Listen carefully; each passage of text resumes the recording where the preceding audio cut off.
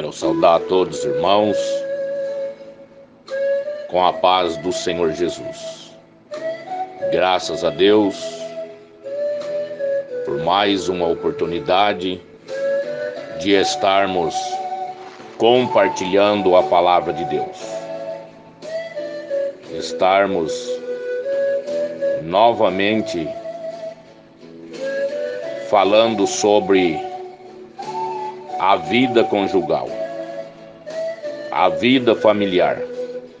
Como já disse antes, o assunto é bem extenso.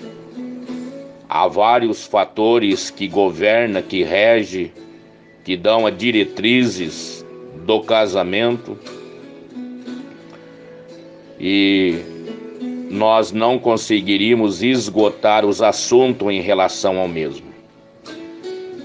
Mas nesta oportunidade quero estar meditando com os irmãos em mais um assunto que eu creio que é de suma importância para o relacionamento conjugal e, claro, consequentemente, o relacionamento espiritual com Deus e, é claro, que familiar. Porque são assuntos que contraria a prática estabelecida, os padrões estabelecidos por Deus. Para isto eu quero estar lendo com os irmãos um texto da palavra de Deus que está em 1 Coríntios, capítulo 6, versículo 15, que diz assim: Não sabeis-vos que os vossos corpos são membros de Cristo? Tomarei, pois, os membros de Cristo e faloei membros de uma meretriz? Não, por certo. Ou não sabeis que o que se ajunta com a meretriz se faz um corpo com ela? Porque serão, disse, dois numa só carne. Mas o que ajunta com o Senhor é o mesmo Espírito. Fugir da prostituição. Todo pecado que o homem comete é fora do corpo, mas o que se prostitui peca contra o seu próprio corpo. Ou não sabeis que o vosso corpo é templo do Espírito Santo, que habita em vós, proveniente de Deus, e que não sois de vós mesmos, porque fostes comprados por bom preço. Glorificai, pois, a Deus no vosso corpo e no vosso espírito, os quais pertencem a Deus. Amém.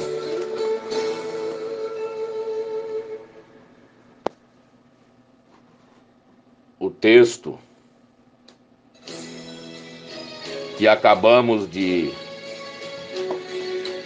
ler, sei que é conhecido de todos os irmãos, principalmente os ministros.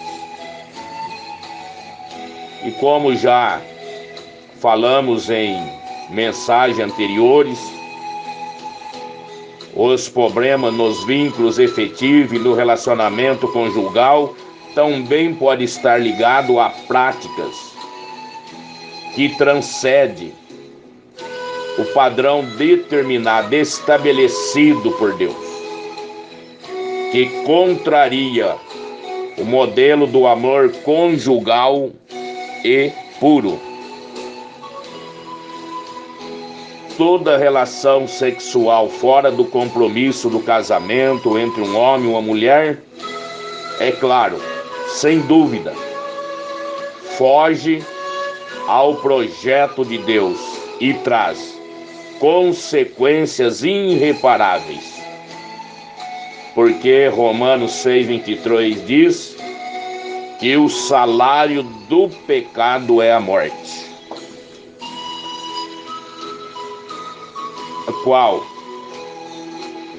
Qual a principal diferença entre as relações sexuais pontuadas no padrão divino, estabelecida por Deus, governamentada por Deus, autorizada por Deus, e as relações sexuais pautadas em prazeres, em padrões mundanos. A diferença básica é que na relação íntima de um casal unidos pelos laços matrimoniais em um vínculo de amor genuíno, há o que podemos chamar de inocência erótica. Não existe culpa nem vergonha entre os cônjuges. Mas o mesmo não acontece nas relações reprovadas por Deus. As pessoas adulteras as forma e as torna fornicadoras. E as pessoas adúlteras, as fornicárias e os homossexuais, mesmo que não admite, carregam culpas e não pode celebrar a intimidade profunda que há no casamento heterossexual. Neste tipo de casamento, normalmente, além do prazer físico, existe cumplicidade, satisfação íntima e sentimentos de completude. Isto faz com que o casal permaneça unido, feliz, casados por 30, 40, 50 ou muito mais anos, se Deus não recolher. Já em relações ilícitas, o parceiro pode até desfrutar no momento de intenso prazer físico, porém não há como se tornar uma só carne, que os parceiros são tomados por modelos de culpa, revolta, tédio, sentimentos que habitualmente levam as pessoas à depressão, à violência emocional ou física. E a troca habitual de parceiro, especialmente no caso de homossexuais, estes não conseguem chegar à satisfação plena que há no casamento heterossexual. Nós queremos falar sobre algum tipo de práticas sexuais que estão fora, muito fora do padrão que Deus estabeleceu para o ser humano. A prostituição, o adultério, a infidelidade, a poligamia, o homossexualismo, a fornicação. A prostituição. Biblicamente, prostituição é uma das obras da carne relacionada em Gálatas 5,19. E todas as formas de sexo ilícito, reprovável pela lei de Deus. Isto desde o Velho Testamento. Sempre Deus cuidou desse lado, zelou desse lado.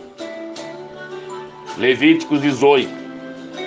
Logo as relações sexuais entre solteiro, fornicação, entre solteiro e casado ou entre casado com outro cônjuge, adultério. Pessoa do mesmo sexo ou de sexo oposto são considerados pecado de prostituição. E a pessoa que se prostitui, o apóstolo Paulo advertiu que ele peca contra o seu próprio corpo, conforme o texto que lemos. E ele sofrerá o julgamento de Deus. E às vezes ele faz alguma questão pelos julgamentos pessoais aqui, julgamento das pessoas, ou ele cuida muito, zela muito por esse julgamento. E ele esquece que passará por um julgamento sem desculpa, que é o julgamento de Deus. Como lembrou o apóstolo Paulo.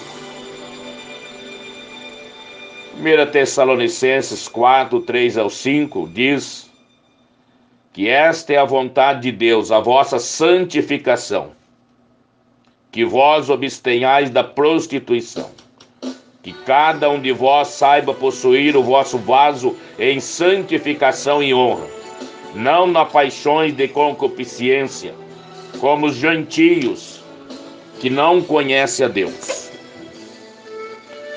Isso é para quem não conhece a Deus. E o incrível é que pessoa que diz que conhece a Deus e vive nesta prática, apoia essa prática, compactua com essa prática e diz que conhece a Deus. Ele pode conhecer na teoria, na religião, na filosofia, mas não as conhece intimamente, porque se conhecesse, vigiava, lutava e não praticava, não tinha essa tendência, não dava-se a este prazer. Toda e quaisquer práticas sexuais, inclusive troca de carinhos íntimo entre pessoas que não são casadas, elas contribuem-se à fornicação, que é uma transgressão ao padrão estabelecido por Deus. As relações sexuais pré-nupciais têm sido resultado dramáticos. O sexo fora do casamento gera sentimento de culpa, medo, revolta, tédio. Geralmente resulta em violência. É notório, está noticiado por todos os meios de comunicação esses fatos. O sexo pré-nupcial antibíblico trata-se de um pecado e produz resultados nefastos. Faz com que os adolescentes, jovens se tornem pais precocemente, sem a devida maturidade para assumir responsabilidades, paternidade, gera casamento para salvaguarda a reputação dos pais e dos namorados ante a sociedade. Contribui para a propagação de doenças como AIDS e tantas outras sexualmente transmissíveis. Além disso, todos os fornicadores cometem prostituição. E a Bíblia diz que não herdarão o reino de Deus. Pode aqui ser apoiado por ministérios, por líderes, abraçado, elogiado, admirado, reiterado. Mas o que é mais importante, o que é mais vital, não herdarão o reino de Deus. O que é dito em Apocalipse 21:8. Aquele que criou os céus e a terra estabeleceu essa regra. Lá diz: quanto aos tímidos, aos incrédulos, aos abomináveis, aos homicidas, aos fornicários, aos feiticeiros, aos idólatras e a todos os mentirosos, sua parte será no lago que arde com fogo e enxofre, que é a segunda morte. Nesse caso, se você é solteiro, tome consciência disso. Relação sexual sem o compromisso do casamento é pecado. Ore e peça a Deus que lhe dê um companheiro, uma companheira, a quem Deus te dê, a quem você ama. Seja fiel a fim de que você possa cumprir o modelo divino a qual Deus estabeleceu para a sexualidade. Deus está interessado na sua completude como ser humano, mas tem que aprender a esperar no momento certo, a pessoa certa para se casar, para se unir. A precipitação é resultado em casamento infelizes e ele acaba porque não tem princípio, não tem alicerce, não tem respaldo, não tem a bênção de Deus. E consequentemente será um desastre. Quando você é solteiro e não tem a responsabilidade conjugais, tire esse tempo, aproveite esse tempo, dedique-se ao Senhor, santifique-se tanto no corpo como no espírito, para não ficar vulneráveis às investidas de Satanás e aos desejos da carne. para que os seus impulsos sexuais sejam mantidos sob o total domínio do Espírito Santo de Deus. Só assim você terá uma sexualidade e um estilo de vida dentro do padrão, dentro do conceito, dentro da vontade de Deus. Se é viúvo ou divorciado, ore, espere com fé, confie no Senhor.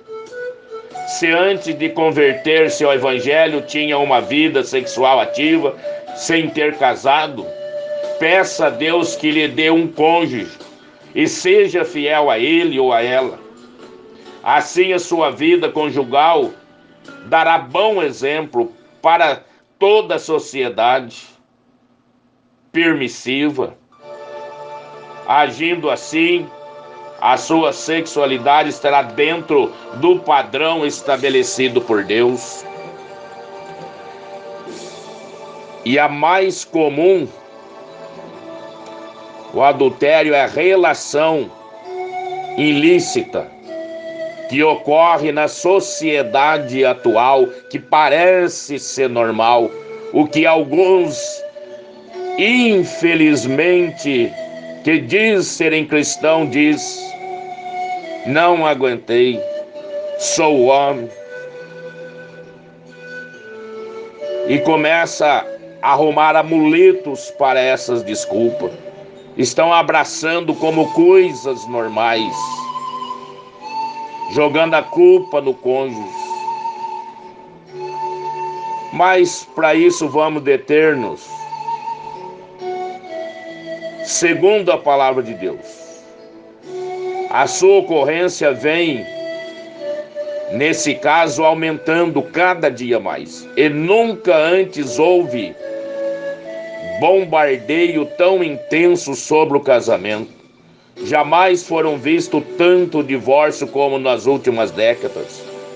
E uma das maiores causas da separação de casais é exatamente a infidelidade conjugal e o adultério. Os que de repente decide ainda se perdoar, acaba ainda os que têm sabedoria espiritual e administra a questão ainda vivendo. Mas alguns vivem por circunstância e vivem um caos. Perderam a vida perderam os sentidos. E como acabamos de dizer, constitui-se adultério qualquer relação sexual extraconjugal, ou seja, praticada por uma pessoa casada com outra que não seja do seu cônjuge. Entre os 10 mandamentos que Deus entregou a Moisés, há uma contra o adultério. Êxodo, acho que é 20:14, não adulterarás. E outra contra a cobiça, não cobiçará a casa do teu próximo, não cobiçará a mulher do teu próximo, nem coisa alguma do teu próximo. O verso 17, daí Jesus ter advertido: ouviste que foi dito aos antigos, não cometerás adultério. Eu, porém, vos digo que qualquer que atentar numa mulher para cobiçar, já em seu coração cometeu adultério com ela. Mateus 5, 27, 28.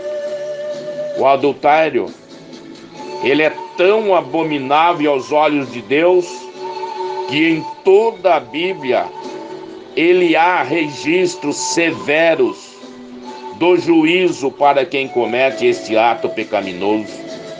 No Antigo Testamento, o adultério era punido com morte. Levítico 5:10, Deuteronômio 22, 22. No Novo Testamento, Jesus ofereceu perdão aos adúlteros, arrependidos, advertindo-os a não mais cometerem tal pecado, como João 8, 3 ao 11. E ele lembrou aos casados: eu, porém, vos digo que qualquer que repudiar sua mulher, não sendo por causa de prostituição, faz que ela cometa adultério. Qualquer que casar com repudiada comete adultério. Mateus 5:32. De acordo com esses versículos, nós entendemos da parte de Deus que Quem se divorciar por qualquer outra razão que não seja prostituição e casa com outra pessoa comete adultério, peca contra Deus. E não adianta alegar que a lei de seu país permite tanto divórcio quanto as pessoas julgam necessário. Jesus deixou claro que não considera o divórcio legítimo simplesmente porque uma instituição humana o tenha legalizado. Sendo assim, se você ainda não casou, ore, consagre a sua vida, busca Deus, busca a vontade de Deus. Não se precipite em tomar decisões carnais, deixando influenciar apenas pela beleza física, pelo talento ou pela riqueza de alguém que, na hora de escolher um cônjuge para depois não se arrepender e tentar desfazer essa união por falta de amor ou de compatibilidade. Se você é casado e está passando por problemas com seu cônjuge, não desista de lutar por seu matrimônio, nem ceda às tentações que cerquem. Busquem a ajuda de Deus para que não seja arrastado pelas ondas bravias da concupiscência e acabe praticando adultério, que é uma prática condenável por Deus. O homem não condena, ele quer ser social, flexível, bondoso, mas ele não tem céu, ele não tem poder, ele não estabeleceu o mandamento. Deixa imperar sua regra, mas e no dia do juízo? Se você algum dia for infiel ao seu cônjuge, arrependa-se, peça a Deus que lhe perdoe e o purifique com o seu sangue, com o sangue de Jesus, e não peques mais, conforme o texto. Deus dá oportunidades. Se foi ou tem sido traído por cônjuge, saiba que só há um remédio para a cura dessa dolorosa ferida: o perdão. Se não perdoar, não será perdoado por Deus também. Perdão não é uma questão de opção, é mandamento.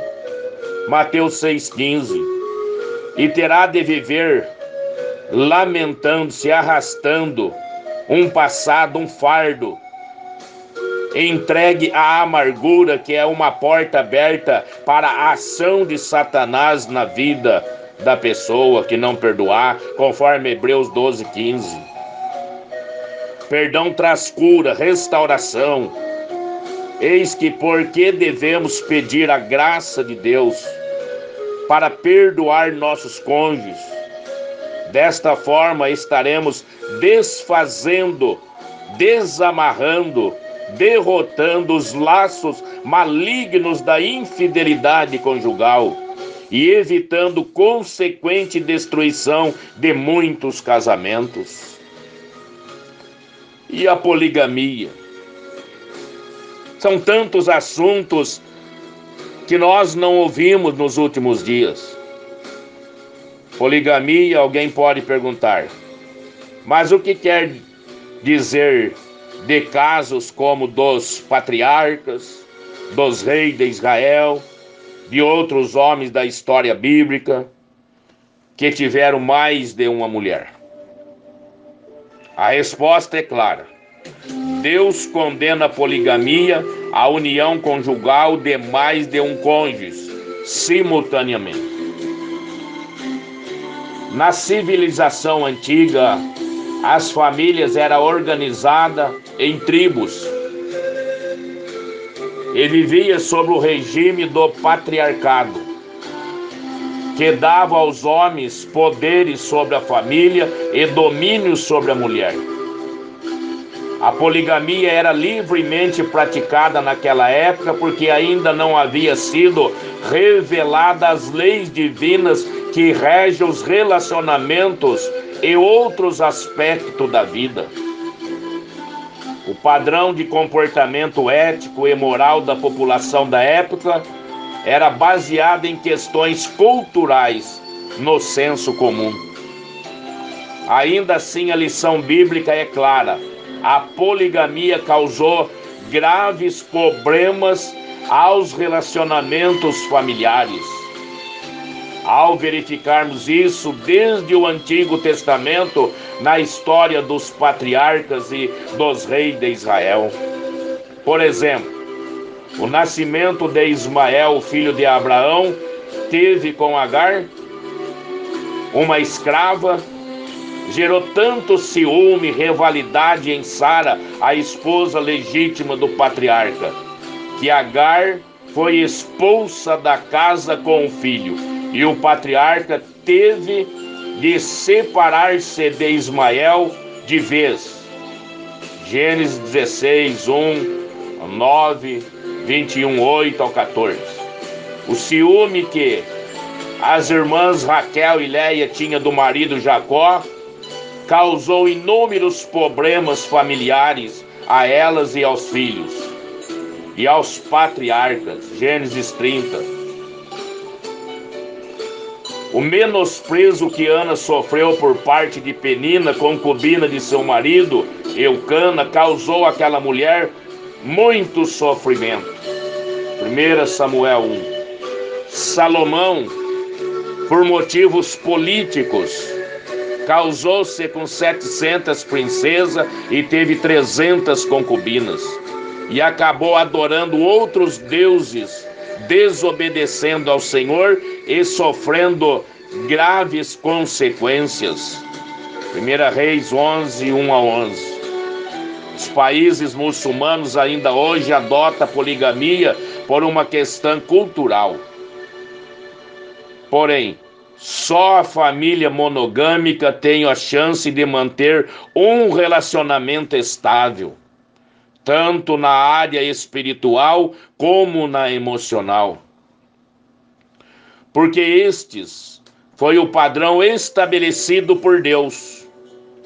Só pode ser abençoado, só pode ser próspero, só pode ter sucesso, só pode trazer alegria, só pode proporcionar segurança e paz, durabilidade com satisfação.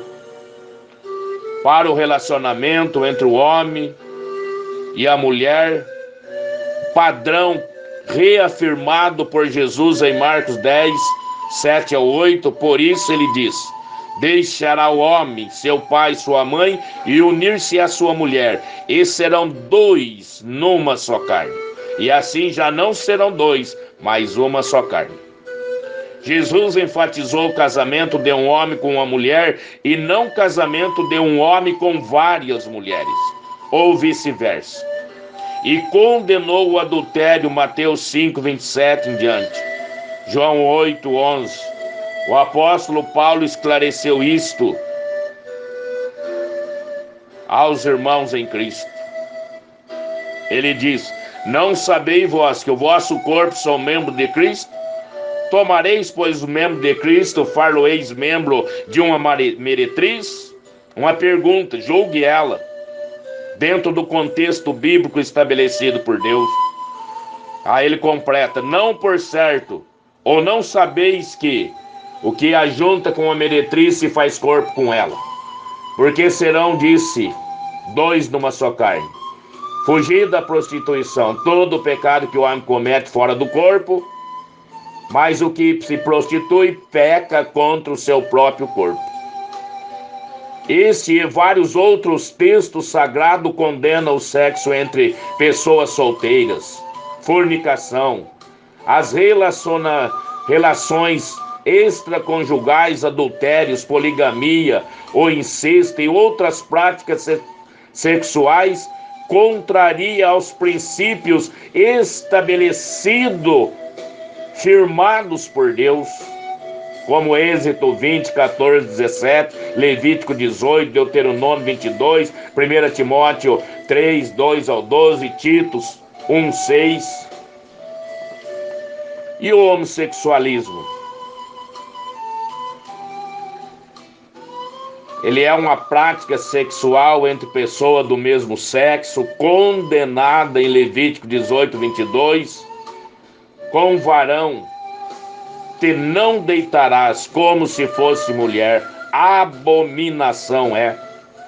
Paulo advertiu aos irmãos em Roma, em Corinto, duas grandes cidades onde o homossexualismo era comum. Isso não é novo nos nossos dias. De que esta prática era abominável a Deus, traria severo juízo aos que se entregavam a ela. Conforme Romanos 1:26, 2:8, 1 Coríntios 6, 9 ao 10. É questão de conscientizarmos, segundo as regras cristãs.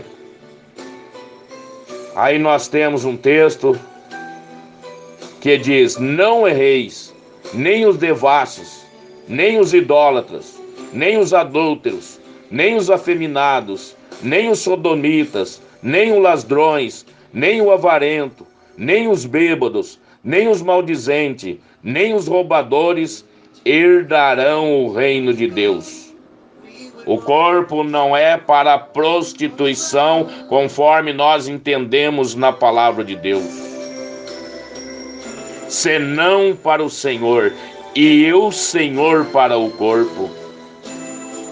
De acordo com Paulo em Romanos 1, 24, 32, as pessoas que contrariam os princípios divinos, adotam práticas homossexuais, eles estão sobre o juízo de Deus, mortas espiritualmente e abandonadas às paixões infames, a toda sorte de iniquidade.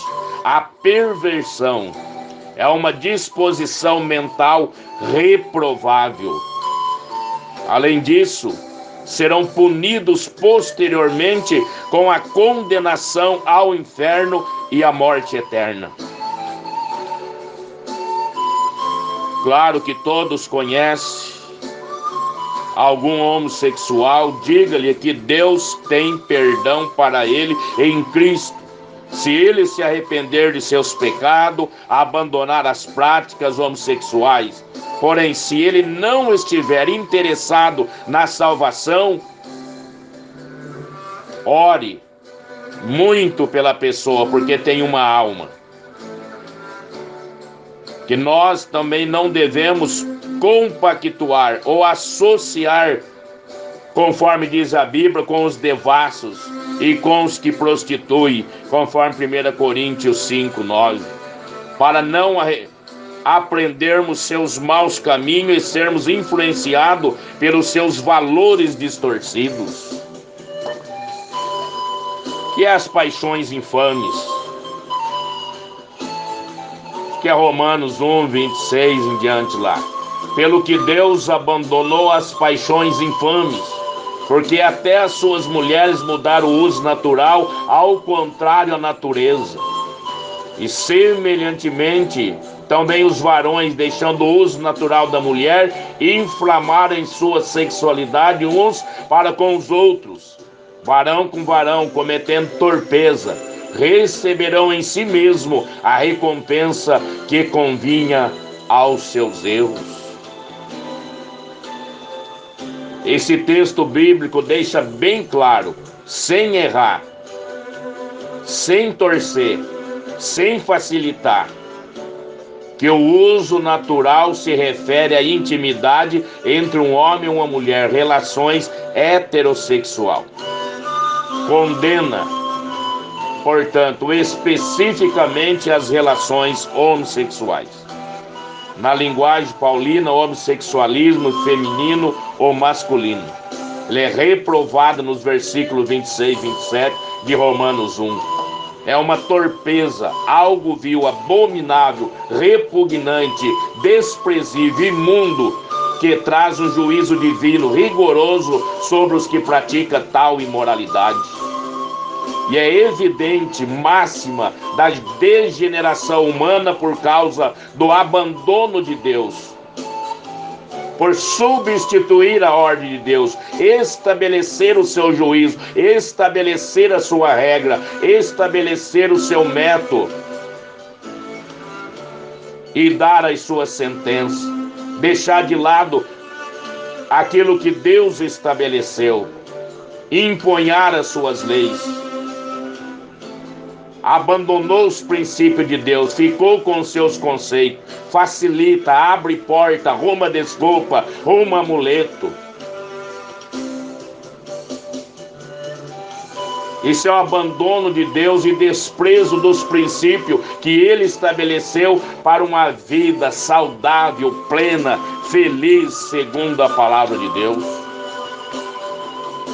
Mudar o uso natural é fazer o que é contrário à natureza humana. Deus criou o macho para ter intimidade com a fêmea e a fêmea para ter intimidade com o macho.